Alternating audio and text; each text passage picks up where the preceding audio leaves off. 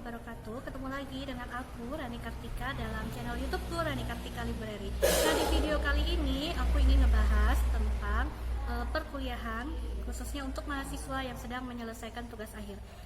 Ya, konten kali ini aku ingin ngebahas gimana sih caranya menyusun bab 2 tentang tinjauan pustaka dalam sebuah skripsi.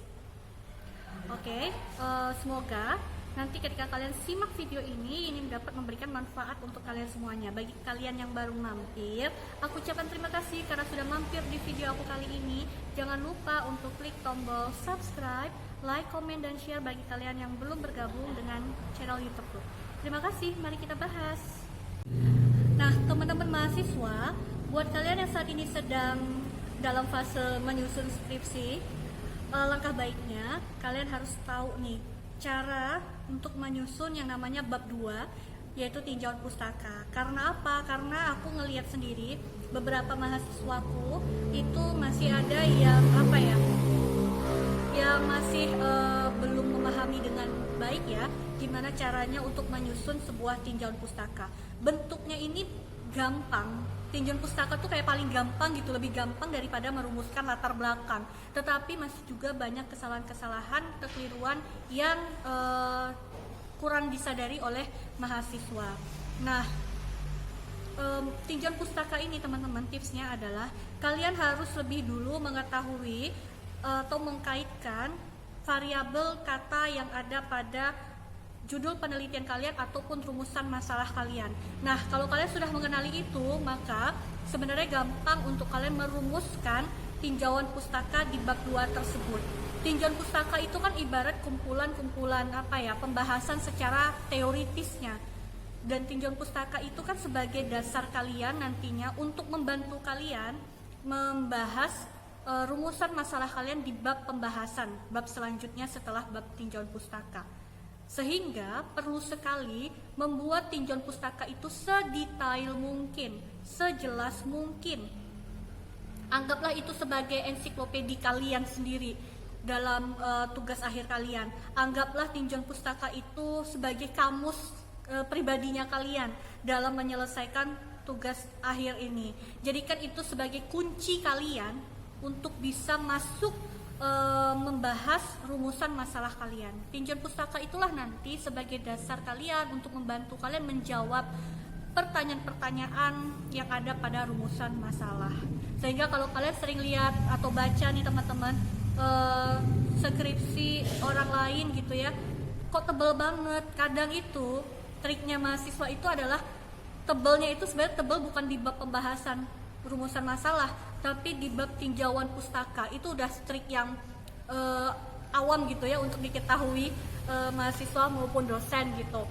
Karena memang mereka lebih fokus untuk aku harus ngumpulin, aku harus jelasin sedetail-detailnya. Jadi kadang kesalahannya apapun yang nggak nyambung, nggak ada kaitannya dengan penelitian, akhirnya dimasuk-masukkan juga. Kadang seperti itu ada tuh. Untungnya belum sampai tahap sidang kan, jadi suruh revisi gitu. Nah, tipsnya selain untuk kalian harus kenali judul dan rumusan masalah kalian untuk dapat membantu kalian menyusun menyusun tinjauan pustaka. Yang kedua adalah uraikanlah secara detail apa-apa saja komponen ibaratnya yang mau kalian susun di dalam tinjauan pustaka. Aku kasih contoh, misalnya tesisku itu waktu beberapa tahun yang lalu S2, tesisku mengenai hak cipta sebagai jaminan fidusia, teman-teman. Berarti kan sebenarnya komponen utama yang mau aku masukkan ke dalam bab 2 itu kan ada hak cipta dan jaminan fidusia. Tetapi nanti yang aku uraikan di dalam bab 2 gak cuma 2 itu. Aku harus berbicara secara general baru secara khususnya. Nah, secara generalnya apa? Di dalam bab 2ku itu aku justru menjelaskan terlebih dahulu tentang konsep hak kekayaan intelektual. Nah, di situ aku ceritakan kalau hak kekayaan intelektual itu apa, jenisnya apa aja, ruang lingkupnya apa aja. Yang mana salah satu ruang lingkupnya adalah hak cipta. Barulah kemudian aku bikin sub keduanya dari bab 2 itu, sub tinjauan pustaka yang kedua adalah hak cipta. Jadi secara general dulu baru secara khusus. Nah, hak cipta di situ aku jelasin apa aja, ya jenisnya, pengaturannya, baik di konvensi internasional maupun di aturan hukum Indonesia. Baru kemudian ruang lingkupnya, apa aja yang dilindungi hak cipta. Sorry ya kalau kalian dengar berisik, di bawah lagi biasa, jam-jam lagi mamak-mamak lagi masak. Lalu yang ketiga, variabel untuk sub tinjauan pustaka berikutnya, setelah bicara tentang hak kekayaan intelektual, hak cipta, barulah masuk ke jaminan. Nah, lembaga jaminan di Indonesia, aku bicara tentang itu di tinjauan pustakaku. Apa aja lembaga jaminan secara general itu banyak, ada gadai, ada hipotek, ada fidusia. Aku jelaskan satu persatu. Baru yang keempat aku fokus ke fidusianya, gitu ya. Nah, fidusia aku jelaskan secara hukum itu apa, definisinya apa, konsep fidusia itu jaminannya seperti apa, itu dijelaskan. Apakah cukup 4? Enggak. Aku itu kan judulnya aja tuh. Aku berangkat dari judul ya kan. Hak cipta sebagai jaminan fidusia. Ada 4 tuh akhirnya subnya terpecah yang aku uraikan di dalam tinjauan pustaka. Apakah cukup itu? Enggak. Aku ngeliat lagi di rumusan masalahku. Oh, rumusan masalahku ternyata aku mengkaitkan konsep jaminan hak cipta ini secara fidusia dengan akta notaris. Karena aku ini ya, karena aku jurusannya kan magister kenotariatan teman-teman, jadi ada kaitannya dengan notaris. Nah, di rumusan masalahku aku lihat, oh ada kaitannya dengan akta notaris, maka ditambahkanlah di dalam tinjauan pustaka itu, aku menjelaskan tentang gambaran umum profesi notaris itu, kewenangannya salah satunya membuat akta. Lalu aku jelaskan juga secara detail tentang aktanya itu seperti apa. Akhirnya untuk menjawab permasalahan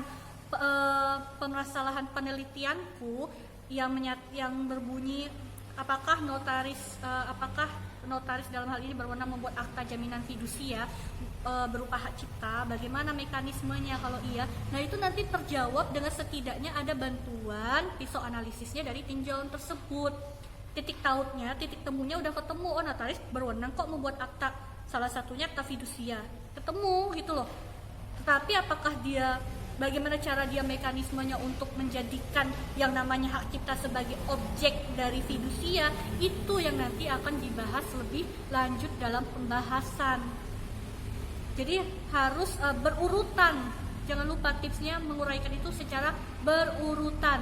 Jangan kalian bikin hak cipta sebagai jaminan fidusia. Kalian yang pertama-tama di tinjauan pustaka kalian malah jelaskan tentang notaris, akta notaris, itu kan nggak berurutan. Terus kalian tulis baru jaminan fidusia, baru hak cipta. Nah kan jadinya nanti pembaca itu nggak ngerti alurnya ini, runtutnya seperti apa yang benar. Ini kan tujuan akhir kita menulis ini kan biar nanti sebagai referensi lebih lanjut ya. Kalau ada penelitian lanjutan yang dibuat oleh orang lain dan dia mengambil penelitian kita sebagai sumber referensi.